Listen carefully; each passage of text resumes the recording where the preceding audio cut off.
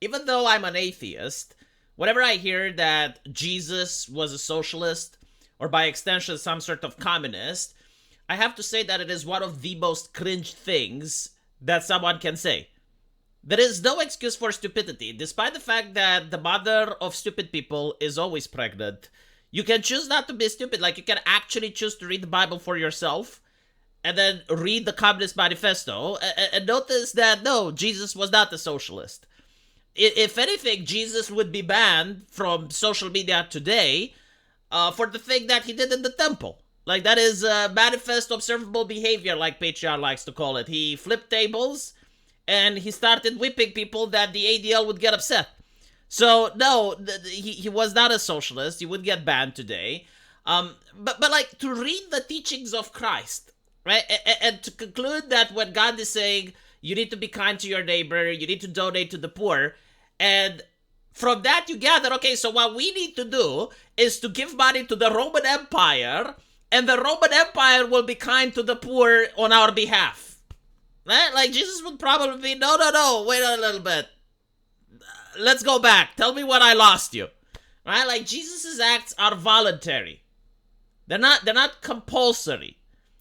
They do not talk about, like, no, you need to be forced to donate to the poor. You need to be forced to give your land to others. It's something that you have to do because you feel like it. So by comparison, just to understand how socialists try to pervert the teachings of Christ, is like if you were to say, after reading the Communist Manifesto, that actually Karl Marx was an imperialist, and communists would be like, what do you mean? How was Karl Marx an imperialist? Well, I mean, think about it. The Native Americans were the bourgeoisie. They owned the land, had food and slaves. The landless, starving colonists were the proletariat rising up against the native capitalist scum and taking the means of production for themselves. I mean, it's in the Communist Manifesto, doesn't it? So if you were to say something like this, wouldn't it be cringe? Wouldn't it like be, my God, like maybe you haven't understood what Karl Marx has to say? Again, even if you disagree with Karl Marx, even if you're not a socialist yourself, you can still know what Karl Marx was saying and understand that if someone was to say what I just did, it's a little bit retarded, right? It's a little bit not okay.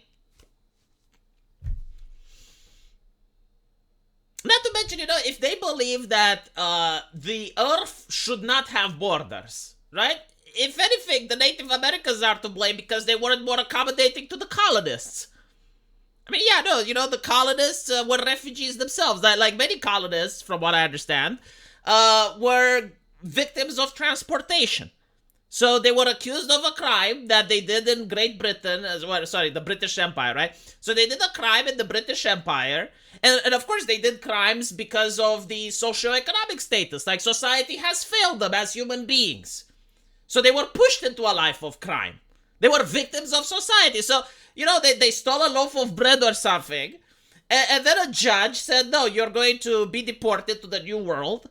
And then when they got into the New World, they didn't own land.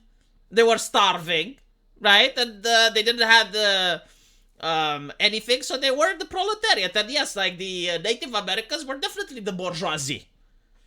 And they were enforcing the concept of borders. Like, what is this nonsense? There are no borders. Actually, it's really interesting when you start perverting communism, eh? Like when you use communist arguments against them. I mean, they do it all the time with religion, don't they? Every single time, and not just religion. Like, they will look at video games, they would look at other things, other medias. They see communism everywhere. It's kind of like those religious people that see Jesus Christ in the asshole of a dog. I'm not kidding, that's actually a thing. You can Google it. There's actually like a dog's ass, and it does resemble. Don't look at me, it's there. Like, it's difficult not to see it. Once you see the picture, that's, no, seriously. But anyway, right, so, but the more I think about it, the more true the statement is. Most of the colonists were genuinely refugees, right? Like, weren't they trying to escape persecution? They weren't trying to escape the woke ideology, but they had like a very strong puritanical culture back in England. And many of them were running away from it, right? So they were like persecuted due to religious reasons. And they had to go to the New World. Some of them committed crimes, right? Some of them were fleeing persecution. Others were indentured servants. It's also a problem. You know, indentured servitude. Yeah, sure, it wasn't as bad as slavery, but I guarantee to you, if you were to do that today, it's a crime. In many places around the world, and it's considered similar to slavery. So, yeah, it's not really that much of a perversion of the ideology when you think about it. I still love the idea of of communists when they would look at Game of Thrones, and there's that scene with Daenerys, right? Like Daenerys is in the desert, and she wants to get into the city of Karth, but she's stopped at the walls of the city, right? And she's not allowed entry. And many leftists are sympathetic to her, and they're like, you know, the refugees are similar to Daenerys. Did you guys remember that? I remember like in 2016 when the movie was popular. And they were basically comparing the refugees with Dany. I'm not kidding. It was on Twitter. A lot of people live in fantasy La La Land. And later on, you know, you get later on in the show, and what ends up happening is that Daenerys actually kills the man that allowed her in the city. And then plunders all of his riches. And I remember, like, R.R. Martin himself also compared the refugees with Khaleesi and her Khalisar. And I'm like, well, that's not a really good comparison when you think about it, is it? Like, they were kept out of the city, right? And when they're allowed in, it causes a rebellion.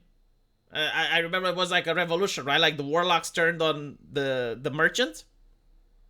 But not only that, she actually kills the man that vouched for her.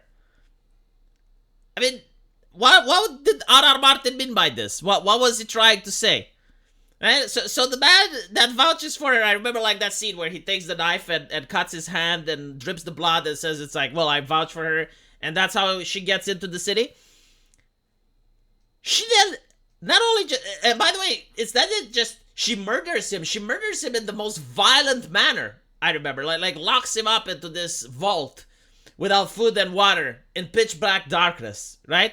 That is what she does to him, and then steals every single item of value that he has. Now, you can make the argument that, okay, well, that's justice because he tried to sell her off to the warlocks or something.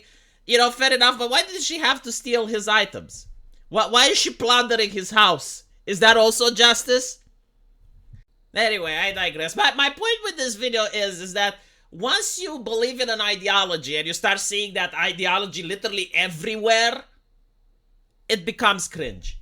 Let me know what you guys think, though. And as usual, I will see you in the comment section. Take care.